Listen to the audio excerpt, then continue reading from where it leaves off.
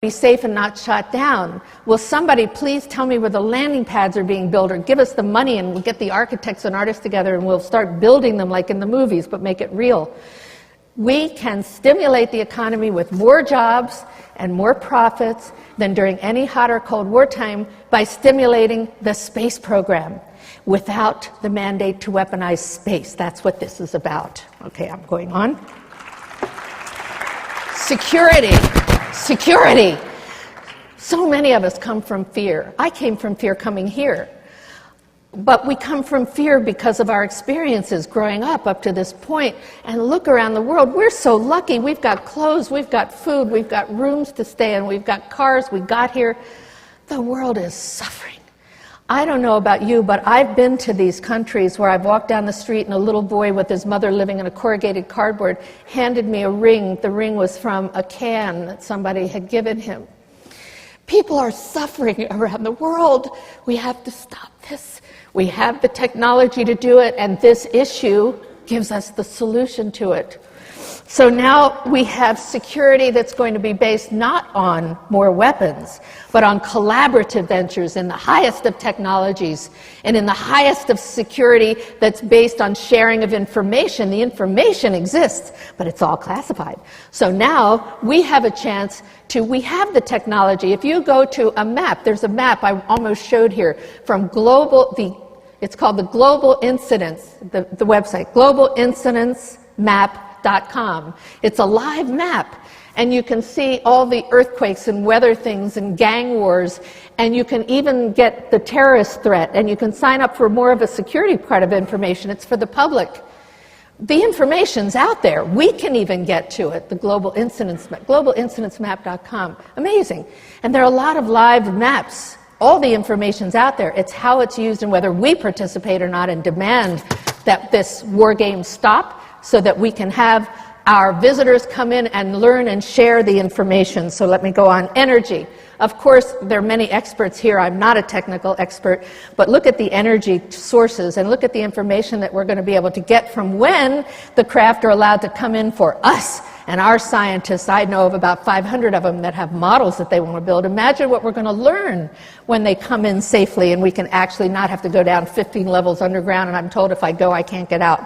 The energy sources are there, and we don't need this oil business and fossil fuels destroying our planet and the indigenous culture covered with oil. How dare them get away with that? Stop it. And this is how we're going to stop it. The last one on this page, acknowledge that we are not alone in the universe. This is in a treaty. I'm not alone in the universe, that there are cosmic cultures that will import allies for our security and development, and that our national and international policies must reflect this reality. This is in a treaty. This has to go. We have to really deal with this on our kind of intelligence kind of level. Finally, I'm going to turn the page here. I think. Yes, okay. Now, this is, there's this and one little other page of the parties, and this part's so important. The rest is treaty stuff. Okay, in this one, excuse me, I'm not to be emotional because, we women are too emotional and shouldn't be this way. Okay. Acknowledge that from the beginning of the nuclear weapons testing, terrestrial craft have demonstrated a capability to selectively shut down communications or the power of participating in operational units. They've appeared over ICBM fields in several countries, causing non-destructive failure of dozens of ICBMs, taking them out of the operational status for days. Well, after the Disclosure Project, in fact, in September, you heard about Leslie Kane's wonderful international press conference. Okay, now I'm going to talk to you about the military one that took place on September 27th. I think that's the date of 2010 where Robert Salas Haynes came public, and Salas, of course, said there's absolutely no evidence whatsoever that these craft have come in a dangerous way or in a threatening way to this planet. They've just displayed what they can do by shutting down our missile silos. Missiles. This other newspaper article's talking about more missiles, but they can shut them down. I mean, what is going on? This is such a waste of time. They're in total denial. They need psychiatric care. These people that... And the next one, realize that the demonstrated capability of extraterrestrial cultures from the multiverse, you like that new word, the universes. Von Braun used to say the universes. We need to find out who we are in the universes. The multiverse, to neutralize any missile or nuclear capability, is in itself not a threat message, but does serve notice of our limited understanding of physics and clearly dangerous consequences of continuing to use destructive technologies. I mean, have these guys not noticed what's going on? Next one, affirm the possibility of reclaiming the peaceful future of humankind in a safe environment on Earth is intimately linked with curbing our violence towards each other and Earth, and with preparation to survive as Gaia heals herself, and that the council to support the cosmic civilizations thousands of years our senior would be exceedingly helpful. Well, duh. Okay. Next, note that every class of space-based weapons, including weapons of mass destruction or precise destruction, is a symbol of fear, of our fear, for which violence provides no remedy. Remember that book, Missile Envy? You know, the comparison. What do they look like? I mean, this is about fear. Next, recognize that space must forever be free of man-made hazards and must be a passageway to the secrets of our past and the challenges of our future. Yes. Are inspired, these parties again, are inspired by the great prospects of Earth taking its rightful place in the cosmos and citizens of off-Earth realms sharing the fruits of their cultures with humankind. Yes. Reaffirm that preventing placement of space-based weapons will avert resulting consequences, risks, and dangers to peace on Earth and peace in space. Believe that the world cooperation in space will contribute to developing mutual understanding and to strengthening security based on a new form of verification and enforcement. Other treaties didn't get passed because they said, well, we can't verify what's going on. Well, guess what? We have the technology now, and everybody knows what's going on. And in the technology, in the military-industrial complex, they know a whole lot more than we do. Everybody knows what's going on. There are no secrets. I addressed the CIA one time. I was invited. They invite activists for different things, and they give you a couple $100, and then you address like the 40 top managers of CIA who are all named George. And the title of my speech was, you can't keep secrets anymore. And I invited a friend of Jim Channon's to come up, and I got them up the elevator in the Xerox building, of course. It wasn't the CIA. And we had a computer going, and I had like 100 people sending messages into this meeting. And the messages, of course, were all about peace and how the CIA shouldn't keep secrets anymore, blah, blah, blah. This was 100 years ago now. But the question that I was asked was, how did you do this by this group? And I said, well, I used your elevator and your operator, and we hooked up the computer to your system. Well, now we're all hooked up to computers. You can go on the internet and find almost any kind of information. It's bizarre. Everybody knows you can't keep secrets anymore. Joke. Okay, so now we have new forms of verification and enforcement that applies the latest tools of technologies for observation, information, cooperative relations, building trust and transparency. Well, what I'm really talking about here, the new enforcement is based on cooperative ventures. Enforcement used to be done with weapons.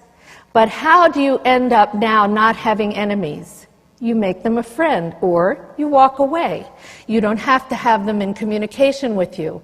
I mean, you don't have to have them attacking you. You don't have to have weapons. In fact, you have to have enhanced communication, or get a divorce without having the big fight, you know? You can enforce things now by cooperative ventures in the highest of technology. You're in space. We're in space on Spaceship Earth, but they're in space on space stations with all kinds of technologies about to be put into space. So cooperating is the enforcement. It is the transparency because you're working together. If I'm working with you and I know what you're doing, I'm being transparent with you. You see, I can't be shut up So I can communicate with you, and you can communicate with anybody. My formula is you're 3 or 4 people away from anybody you want to meet. And it works. Think about it. You want to go meet somebody, you're 3 or 4 people away from that person. Okay, so there's new forms of verification because we have the technology to see and get the information for what everybody's doing, and we're building cooperative ventures in space. That's all that's there now. And I'll go on with that in a minute. Understand that this space treaty is now verifiable and enforceable via applying monitoring, observation, and information sharing technology, both existing and forthcoming. These parties are inspired by the great prospects of benefits and opportunities for stimulating economy, jobs, products, and services to solve urgent and potential problems of humans, of the environment, of animals. It's written here that includes it all, the problems of humans and the rest of the biosphere. We have the technology to solve those problems. It's called space-based and space-age technologies and information sharing. Recognize that our space assets can be protected only by mutual cooperation and verification, and that this treaty will accomplish this objective. And you know, without this treaty, we can't do it. It's not going to happen. So now we go on to the end of the parties' agreement. We realize that we are one. Imagine that showing up in a treaty. Imagine we are one interconnected and independent and interdependent human species, and we are determined, you and I are the parties to this treaty, by the way. We are determined to live in peace with all our neighbors on Earth and in the universes. Are we not?